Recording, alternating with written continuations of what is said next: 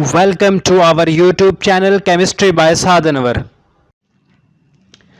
बिस्मिल्लाहिर्रहमानिर्रहीम अस्सलाम वालेकुम। Hello my YouTube chemistry family, मेरे सब स्टूडेंट्स, सब टीचर्स, सब दोस्त, सब देखने वाले, सब व्यूवर्स, मैं आपको अपने दिल की अथाह गहराइयों से ईद मुबारक कहता हूँ। ये ऐसी ईद है जिस ईद में लड़कों को बहुत काम करना पड़ता है, उनको मार्केट जाना पड़ता है, जानवरों के लिए चारा लाना पड़ता है और कसाई के सर पे खड़ा होना पड़ता है, गोश्त बांटना पड़ता है, गोश्त संभालना पड़ता है। और इसी तरह लड़कियां भी मेहंदी लगाकर किलिंग वेव्स मौजें नहीं मार सकती, उनको भी बेतहाशा काम करना पड़ता है।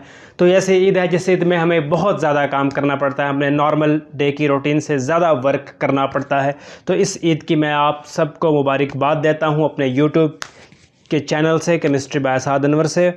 अपना बहुत सा ख्याल रखिएगा। ठीक है, अल्लाह हाफिज़।